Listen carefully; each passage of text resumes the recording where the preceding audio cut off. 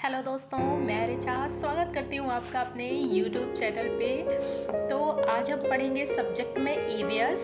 हम पार्ट 1 पढ़ चुके हैं, पार्ट 2 पढ़ चुके हैं, पार्ट 3 आज हम पढ़ेंगे। तो चलिए आगे देखते हैं, टॉपिक पे आते हैं। अगर आपको ये वीडियो पसंद आए तो प्लीज़ इसको लाइक शेयर और सब्सक्राइब करिएगा, जिससे कि आपको आगे भी नए नए वीडियोस देखने को मिलते रहें। तो चलिए आगे पढ़ते हैं। तो आज हम देखेंगे, हमारा टॉपिक रहेगा डॉल्फिन। भारत का राष्ट्रीय जलीय जीव जो होता है उसको डॉल्फिन कहते हैं। वो डॉल्फिन को माना गया है। डॉल्फिन स्तनधारी जलीय जीव है। डॉल्फिन एक बुद्धिमान जीव है। मानव के द्वारा जो भी इसे सिखाया जाता है यह बहुत ही आसानी से सीख जाती है। भारत में डॉल्फिन गंगा नदी में पाए जाते हैं। इसे लॉ टाइगर के नाम से भी जाना जाता है। ला टाइगर के नाम से किसे जाना जाता है? डॉल्फिन को। चलिए नेक्स्ट पॉइंट देख लेते हैं। गंगा नदी में सर्वाधिक डॉल्फिन इलाहाबाद से पटना के मध्य पाए जाते हैं।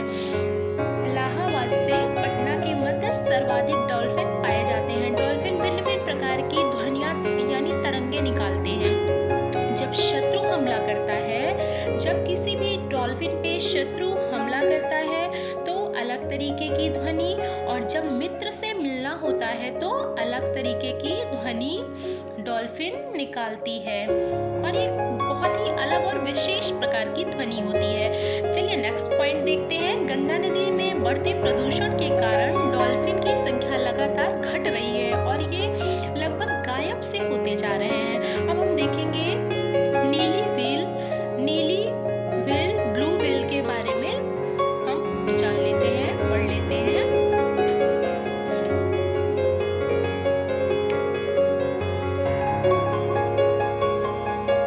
नीली व्हेल पृथ्वी पर पाया जाने वाला सबसे बड़ा जीव होता है। नीली व्हेल एक स्तनधारी जीव है। नीली व्हेल बुरशैल प्रजाति की जीव है। सर्वाधिक नीली व्हेल प्रशांत महासागर में पाई जाती है। ये क्वेश्चन आता है, इससे क्वेश्चन बनता है कि सर्वाधिक नीली व्हेल कहाँ पाई जाती है, तो वो प्रशांत महासागर में पाई जाती है। अब हम देखेंगे हाथी के विषय में। हाथियों के विषय में काफ़ी क्वेश्चन पूछे जाते हैं कॉम्पिटिशन एग्जाम में, जैसे कि सीटेट हो गया, टेट हो गया।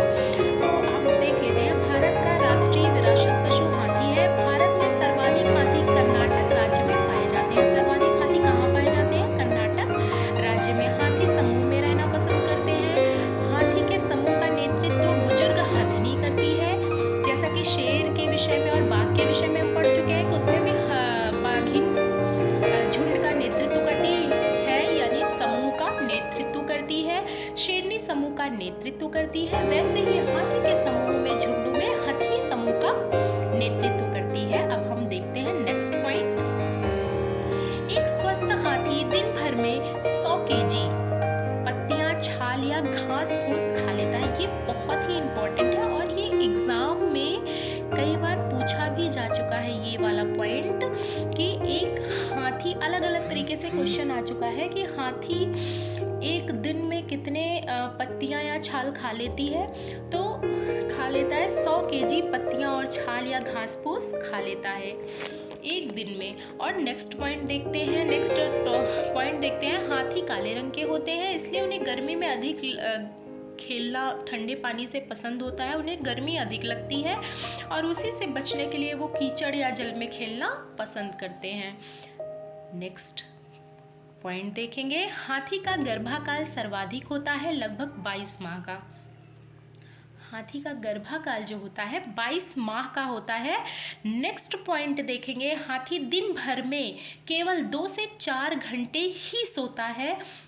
ये भी एग्जाम में पॉइंट पूछा जा चुका है और इम्पॉर्टेंट है। स्थल खंड में पाया जाने वाला सबसे बड़ा जीव हाथी को माना गया है।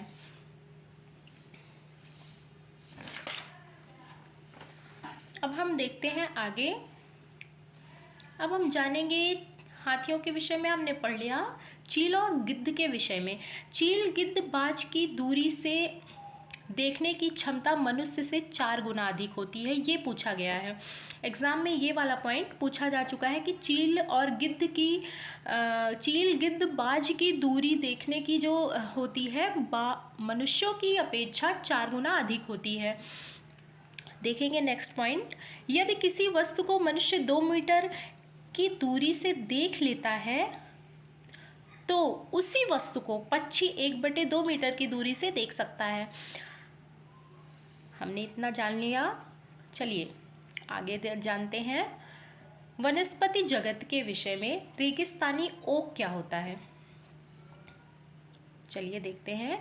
ये रेगिस्तानी ओक के विषय में भी प्रश्न बहुत ज़्यादा पूछे जाते हैं और आप प्रीवियस ईयर के पेपर भी उठा के देखेंगे तो कई सारे क्वेश्चन इससे मिल जाएंगे, सीटेट के, टेट के, क्योंकि इससे कई सारे क्वेश्चन बनते हैं। तो चलिए हम समझते हैं। रेगिस्तानी ओक ऑस्ट्रेलिया में पाया जाता है। ऑस्ट्रेलिया के कुल भूभाग के सर्वाधिक क्षेत्रफल पर मरुस्थल का विस्तार है। इसे प्यासी धरती भूमि भी कहा जाता है।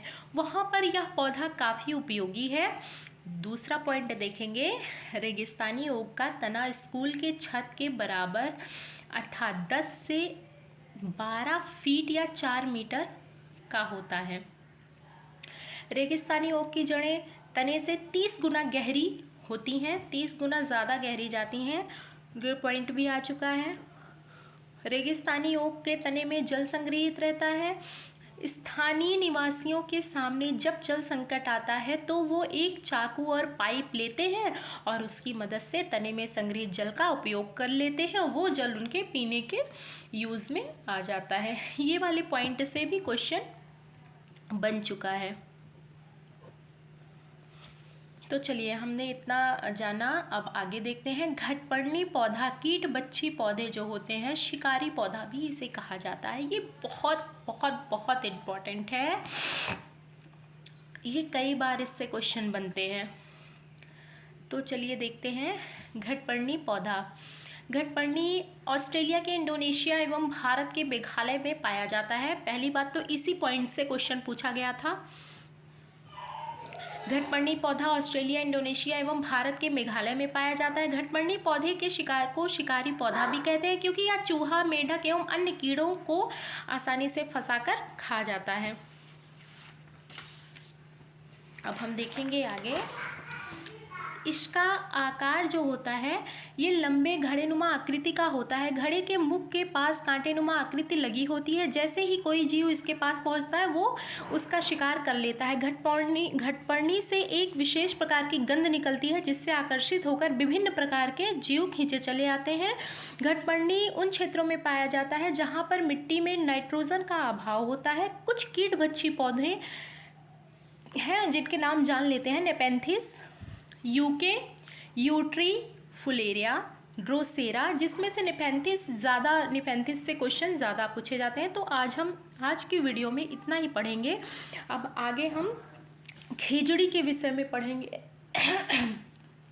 पार्ट 4 में, ईवीएस पार्ट 4 में हम खेजड़ी के विषय में और अन्य ऐसे वनस्पति जगत में अन्य कई सारे पेड़ पौधे हैं उनके विषय में जानेंगे। तो प्लीज़ इसको लाइक, शेयर और सब्सक्राइब करिएगा जिससे कि मुझे भी मोटिवेशन मिलता रहे और आगे के वीडियो भी आपको मिलते रहें। Thank you for watching.